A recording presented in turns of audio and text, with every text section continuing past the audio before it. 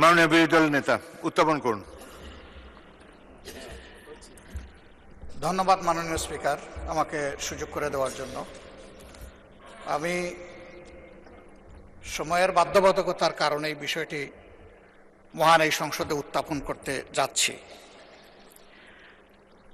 জুলাই গণ অভ্যুত্থানের প্রেক্ষাপটে গঠিত এই সংসদ স্বাভাবিকভাবে তার নির্বাচনী প্রক্রিয়া আসেনি। এটি একটি প্রেসিডেন্সিয়াল অর্ডারের মাধ্যমে এসেছে। এই অর্ডারটি জারি করা হয়েছে 13 নভেম্বর 2025। এই অর্ডার অনুযায়ী এখানে 15টা নির্দেশিকা আছে। এর মধ্যে 3 থেকে 15 এই বিষয়গুলো হচ্ছে জুলাই সনদ এবং গণভোটের সাথে সম্পর্কিত। 10 নম্বর, এই অর্ডারের 10 নম্বর বিষয়টা উল্লেখ করা হয়েছে পরিষদের অধিবেশন আহ্বান, কোরাম, ভোটদান ইত্যাদি সংসদ নির্বাচনের ফল ঘোষিত হওয়ার 30 পঞ্জিকা দিবসের মধ্যে যে পদ্ধতিতে জাতীয় সংসদের প্রথম অধিবেশন আহ্বান করা হইবে, অনুরূপ পদ্ধতিতে পরিষদের প্রথম অধিবেশন আহ্বান করা হইবে। আমার বিষয়টা এখানে কনসার্নের। আজকে 30তম পঞ্জিকা দিবস, কিন্তু এর মধ্যে এই অধিবেশন আহ্বান করা হয়নি। এই অধিবেশন কিভাবে আহ্বান করা হবে সেই ব্যাপারে সংবিধানের 72 অনুচ্ছেদে নির্দেশিকা রয়েছে। সরকারি বিজ্ঞপ্তি দ্বারা রাষ্ট্রপতি সংসদ আহ্বান স্থগিত ও ভঙ্গ করিবেন এবং সংসদ আহ্বানকালে রাষ্ট্রপতি প্রথম বৈঠকের সময় ও স্থান নির্ধারণ করিবেন। তবে আরও শর্ত থাকে যে এই দফার অধীন তাহার দায়িত্ব পালনে রাষ্ট্রপতি প্রধানমন্ত্রী কর্তৃক লিখিতভাবে প্রদত্ত পরামর্শ অনুযায়ী কার্য করিবেন। উদয় সম্পন্ন করার কথা ছিল। এখন আমরা ধরে নিচ্ছি নিশ্চয়ই মাননীয় প্রধানমন্ত্রীর লিখিত পরামর্শের কারণেই রাষ্ট্রপতি এই সভা আহ্বান করেছেন। এবং এখানে বাকি যে অর্ডারগুলো আছে সেই জায়গায় পরিষ্কার বলা হয়েছে যে পদ্ধতিতে সংসদের প্রথম অধিবেশন আহ্বান করা হবে ঠিক একই পদ্ধতিতে সংবিধান সংস্কার পরিষদেরও সভা আহ্বান করা হবে। 2টা বুথে যারা নির্বাচিত হবেন তাদের ব্যাপারে এখানে আমি আগেই উল্লেখ করেছি। 3 থেকে 15 পর্যন্ত বিস্তারিত তাদের দায়িত্ব এবং অধিকার সম্পর্কে কথা বলা হয়েছে। 3 নম্বরে বলা হয়েছে জুলাই জাতীয় সনদে অন্তর্ভুক্ত সংবিধান সংস্কার বিষয়ে গণভোট। জনগণের সার্বভৌম ক্ষমতা প্রয়োগের উদ্দেশ্যে এই আদেশ এবং জুলাই জাতীয় সনদের সংবিধান সংস্কার সম্পর্কিত অংশ গণভোটে উপস্থাপন করা হবে। 4 নম্বরে বলা হয়েছে গণভোটে নিম্নরূপ প্রশ্ন উপস্থাপন করা হবে। যে 4টা প্রশ্ন ব্যালটের মধ্যে ছিল সেটা আর আমি উল্লেখ করতে যাচ্ছি না। 5 নম্বরে বলা হয়েছে গণভোট অনুষ্ঠানে এই আদেশ জারির অব্যবহিত পর অনুষ্ঠিতব্য জাতীয় সংসদ নির্বাচনের দিন এই আদেশ অনুসারে গণভোট অনুষ্ঠিত হবে। এটা হয়ে গেছে। এবং গণভোটে যারা ভোট প্রয়োগ করেছেন তাদের মধ্যে প্রায় 70% মানুষ হায়ের পক্ষে ভোট দিয়ে তারা সংস্কারের পক্ষে রায় দিয়েছেন। 6 নম্বরে গণভোট অনুষ্ঠানের জন্য আইন প্রণয়ন। গণভোট অনুষ্ঠানের লক্ষ্যে নির্বাচন কমিশন কর্তৃক প্রয়োজনীয় ব্যবস্থা গ্রহণের উদ্দেশ্যে যথোপযুক্ত আইন প্রণয়ন করা হবে। এটাও হয়ে গেছে।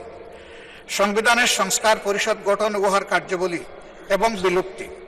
গণভোটে উপস্থাপিত প্রশ্নের উত্তরে প্রদত্ত সংখ্যাগরিষ্ঠ ভোট হ্রাস সূচক হইলে এই আদেশ জারির অব্যবহিত পর অনুষ্ঠিতব্য জাতীয় সংসদের সাধারণ নির্বাচনে নির্বাচিত প্রতিনিধিগণের সমন্বয়ে একটি সংবিধান সংস্কার পরিষদ গঠিত হইবে।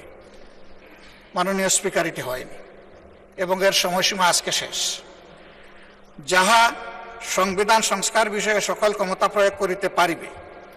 খ, উক্ত নির্বাচনে নির্বাচিত প্রতিনিধিগণ একসাথে জাতীয় সংসদের সদস্য হিসাবে এবং এই আদেশ অনুসারে সংবিধান সংস্কার পরিষদের সদস্য হিসাবে দায়িত্ব পালন করিবেন। এই সুযোগ আমরা পেতে চাই। পরিষদ উহার প্রথম অধিবেশন শুরুর তারিখ হইতে 180 কার্য দিবসের মধ্যে জুলাই জাতীয় সনদ এবং গণভোটের ফলাফল অনুসারে সংবিধান সংস্কার সম্পন্ন করিবে এবং তা সম্পন্ন করিবার পর পরিষদের কার্যক্রম সমাপ্ত হইবে। শুরুই হোক আগে, তারপরে সমাপ্ত। পরিষদের কর্মধারায় অংশগ্রহণের সময় নির্বাচিত প্রতিনিধিগণ পরিষদ সদস্য হিসাবে অভিহিত হইবেন। মানে দুইটা ক্যাপাসিটিতে আমরা এখানে নির্বাচিত হয়েছি, দুইটা বুথের মাধ্যমে, আলাদা আলাদা বুথ। এই আদেশের উদ্দেশ্য পূরণকল্পে পরিষদ ইহার অধিবেশন আহ্বান ও মুলতবি, সংবিধান সংস্কার বিষয়ক প্রস্তাব উত্থাপনের পদ্ধতি, উক্ত প্রস্তাব বিবেচনা ও গ্রহণ এবং অন্য সকল বিষয়ে কার্যপ্রণালী নির্ধারণ করিবে। জাতীয় সংসদ সচিবালয় পরিষদকে সাচিবিক সহায়তা প্রদান করিবেন। শপথ এবং শপথ পাঠ পরিচালনা, নির্বাচিত প্রতিনিধিগণ সংসদ সদস্য হিসাবে শপথ গ্রহণের পর একই শপথ অনুষ্ঠানে এই আদেশের তফসিলে বর্ণিত এক অনুযায়ী পরিষদ সদস্য হিসাবে শপথ গ্রহণ করিবেন এবং অনুরূপ শপথ পত্রে স্বাক্ষর দান করিবেন। আমরা সকল বিরোধী দলীয় সদস্য ৭৭ জন আমরা এটা গ্রহণ করেছি এবং স্বাক্ষর প্রদান করেছি। 10-এ আমি আগেই উল্লেখ করেছি, সংসদ নির্বাচনের ফল ঘোষিত হওয়ার 30 পঞ্জিকা দিবসের মধ্যে যে পদ্ধতিতে জাতীয় সংসদের প্রথম অধিবেশন আহ্বান করা হইবে, অনুরূপ পদ্ধতিতে পরিষদের প্রথম অধিবেশন আহ্বান করা হইবে। ধন্যবাদ মাননীয় বিরোধী দলের নেতা, আপনার কথা আমরা বুঝতে পেরেছি। জি। এখন আমি ট্রেজারি বেঞ্চ থেকে এই সম্পর্কে বক্তব্য আশা করছি। ধন্যবাদ মাননীয় স্বরাষ্ট্রমন্ত্রী। মাননীয় স্পিকার, আপনাকে ধন্যবাদ। আপনি প্রথমত আমি প্রশ্ন রাখবো, মাননীয় বিরোধী দলীয় নেতাকে কোন বিধিতে এই সময় বিফোর 71 অ্যালাউ করেছেন? This is my point of order. Second হচ্ছে,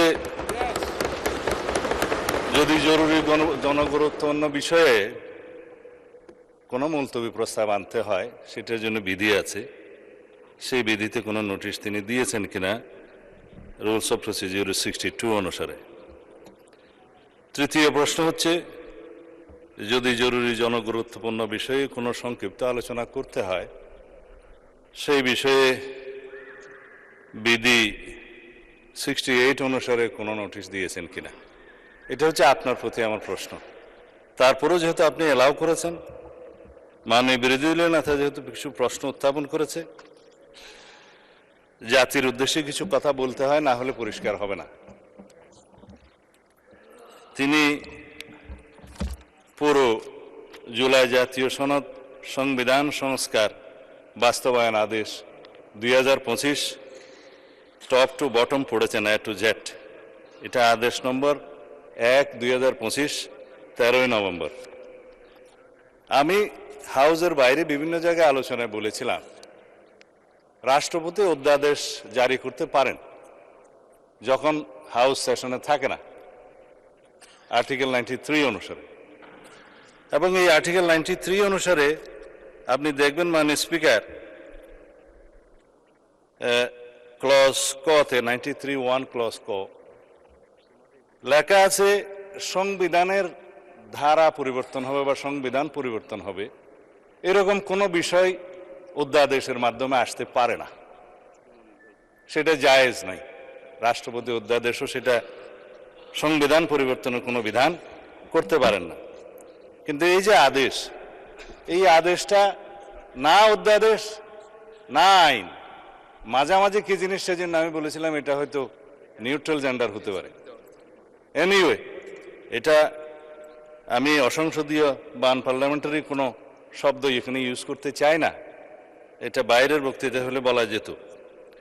এই যে আরোপিত আদেশ যেটা তিনি পাঠ করলেন, এই আদেশের তিনি বললেন সেকশন 3-তে জুলাই জাতীয় সনদে অন্তর্ভুক্ত সংবিধান সংস্কার বিষয়ে গণভোট, এবং বলা হয়েছে সেকশন 10-এ পরিষদের অধিবেশন আহ্বান, কোরাম, ভোটদান ইত্যাদি।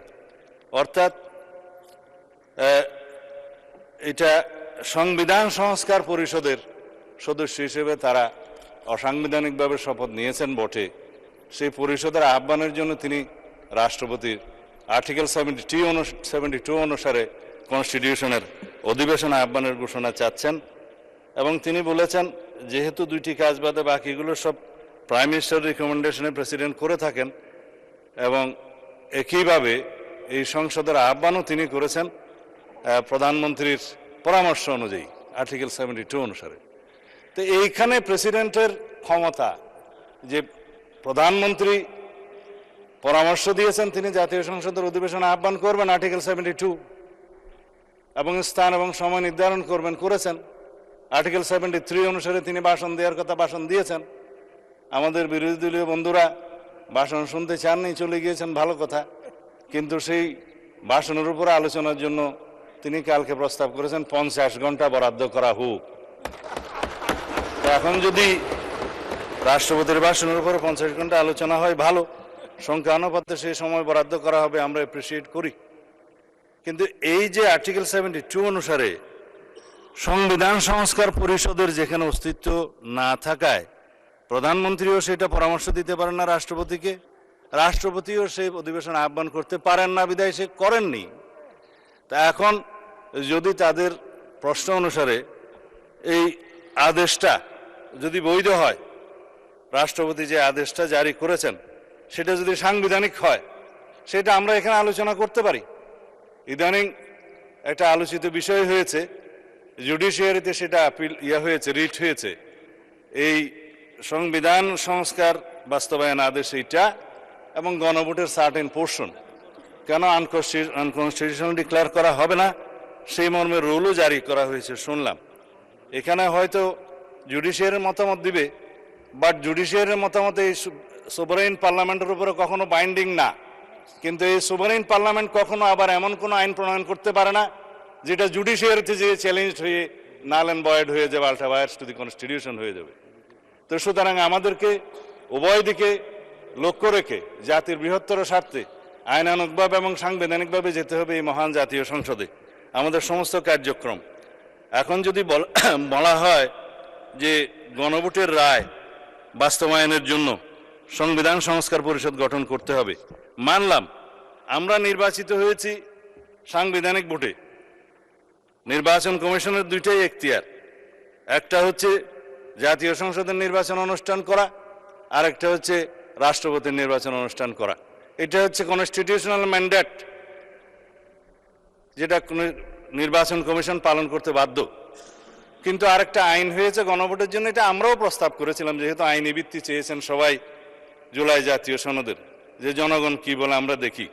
সেখানে জুলাই জাতীয় সনদ যেভাবে স্বাক্ষরিত হয়েছে, রাজনৈতিক সমঝোতার দলিল হিসেবে ঐতিহাসিকভাবে যেটা স্বাক্ষরিত হয়েছে, তার উপর ভিত্তি করে জুলাই জাতীয় সনদের পক্ষে এদেশের জনগণ আছে কি নাই সেই প্রশ্নে গণভোট হতে পারে, এবং সেটা একদিনে হবে না, 2 দিনে হবে, সেই বাহাস অনেকদিন হয়েছে, অতঃপর একদিনে অনুষ্ঠিত হয়েছে। এবং সেই ব্যালটে গণভোটে হ্যাঁ এবং না লেখা ছিল, কিন্তু এই আদেশটা মাঝখানে জারি করে আরেকটা প্রশ্ন ওখানে ইন্ট্রোডিউস করে দেয়া হয়েছে যে এই প্রশ্নে গণভোট দেয়া হলো 4টা প্রশ্ন, যে প্রশ্নের মধ্যে একটা বিশাল প্রশ্ন জুলাই জাতীয় সনদের সমঝোতা হয়নি, এটা একটা জবরদস্তিমূলক আরোপিত আদেশ করে সেই আদেশের একটা প্রশ্ন গণভোটের মধ্যে দেয়া হলো, যেটা আমার পড়তে লাগছে 3.5 ঘন্টা। জনগণ সেটা পড়ে হ্যাঁ এবং না দিয়েছে কিনা আমি জানি না, তবে 4টা ভোট, 4টা প্রশ্ন, সেই প্রশ্নের মধ্যে একটা অ্যান্সার দিতে বলা হয়েছে, আইদার হ্যাঁ অথবা না বলুন। কিন্তু 4টা ভোটে তো 4টা প্রশ্ন থাকা উচিত ছিল, যে আমরা কোন কোন প্রশ্নে হ্যাঁ বলবো, কোন কোন প্রশ্নে না বলবো, সেই অপশনও ছিল না। আমি সেই লম্বা বাহাসে যাচ্ছি না, তারপরও গণভোটের রায় যদি বাস্তবায়ন করতে হয়, সেই গণভোট এই আইন অনুসারে, সেই রায় অনুসারে সংবিধানে আগে সংস্কার আসতে হবে, সংবিধানের সংশোধন আসতে হবে। সংবিধানে যদি সেটা আমরা গ্রহণ করি, তারপরে সেই গণভোটের রায় বাস্তবায়নের জন্য তখন সংবিধান যদি এটা কন্টেইন করে, ধারণ করার পরে তখন যদি পরিষদের সদস্য হিসেবে শপথ নিতে হয়, সেটা তখনকার ব্যাপার হবে, সেটা আমরা let us have debate on it.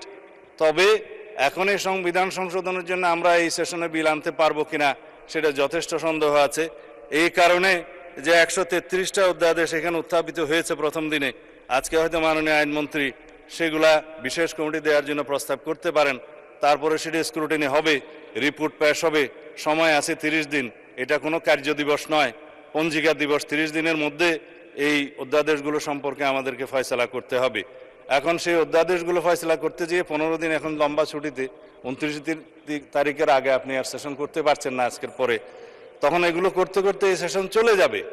তারপরের সেশনে আপনার বাজেট অধিবেশন, বাজেট অধিবেশনের সময় যদি আপনারা অ্যালাউ করেন যে সংবিধান সংশোধনের বিষয়ে এই হাউস সিদ্ধান্ত নেয়, কার্য উপদেষ্টা কমিটিতে যদি সিদ্ধান্ত হয়, তখন বাজেটের এই সেশনের মধ্যেও সংবিধান সংশোধনের জন্য কমিটি করে তারা এই জুলাই জাতীয় সনদকে সেখানে ধারণ করে সংবিধান সংশোধনের জন্য বিল উত্থাপন করতে পারে।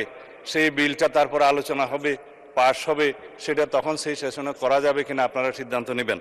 আমি পজিটিভলি যাচ্ছি, আমি কোনো কিছু অস্বীকার করছি না। জনরায়কে সম্মান দিতে হবে, কিন্তু সেটা সাংবিধানিকভাবে দিতে হবে, আইনগতভাবে দিতে হবে। এখানে ইমোশনের কোনো জায়গা নেই। রাষ্ট্র ইমোশন দিয়ে চলে না, রাষ্ট্র চলে সংবিধান দিয়ে, আইন দিয়ে, কানুন দিয়ে। তা আমরা সেইভাবে যাই। আমি বিরোধী দলে না থাকে যথেষ্ট সম্মানের সাথে এটা প্রস্তাব দিতে চাই যে আসুন আমরা কার্য উপদেষ্টা কমিটিতে সে বিষয়ে আলোচনা করি, কখন সংবিধান সংশোধনের জন্য আমরা বিল উত্থাপন করতে পারবো এবং জুলাই জাতীয় সনদকে আমরা অক্ষরে অক্ষরে পালন করতে আমরা প্রতিশ্রুতিবদ্ধ। আমরা জাতির কাছে অঙ্গীকার করেছি যে জুলাই জাতীয় সনদ ঐতিহাসিকভাবে যেভাবে স্বাক্ষরিত হয়েছে, রাজনৈতিক সমঝোতার দলিল হিসেবে তার প্রতিটি শব্দকে আমরা সম্মান করি। কিন্তু জুলাই জাতীয় সনদের বাইরে আরোপিত কোনো আদেশ দিয়ে, কোনো অবৈধ আদেশ দিয়ে সেটা কোনো সংবিধান সংশোধন করা যায় কিনা, সেটা একটা বিশাল আইনি প্রশ্ন, সাংবিধানিক প্রশ্ন। সেটাও আমরা ডিবেট করি, আলোচনা করি, আমরা কার্য উপদেষ্টা কমিটিতে আলোচনা করি এবং সংবিধান সংশোধনের জন্য আমরা বিল উত্থাপন করি। সেই বিল আমরা সমঝোতার ভিত্তিতে এই মহান হাউজে গ্রহণ করি। তারপরে এই সংবিধান অনুসারে রাষ্ট্র পরিচালিত হবে এবং ইনশাআল্লাহ আমরা সংবিধান মেনেই এই পর্যন্ত এসেছি এবং সংবিধান মেনে চলব। সামনের দিনগুলোতে আমরা সাংবিধানিকভাবে এই রাষ্ট্রকে এগিয়ে নিয়ে যাব। ধন্যবাদ মাননীয় স্পিকার। মাননীয় বিরোধী দলের নেতা, আপনি অত্যন্ত জনগুরুত্বপূর্ণ একটি বিষয় উপস্থাপন করেছেন। এই ধরনের গুরুত্বপূর্ণ বিষয় অন দি স্পট সলিউশন দেওয়া যায় না, এটার জন্য আপনি নোটিশ দেবেন। আপনার নোটিশ পাওয়ার পর এ ব্যাপারে আমরা আমার সিদ্ধান্ত জানাবো। ধন্যবাদ।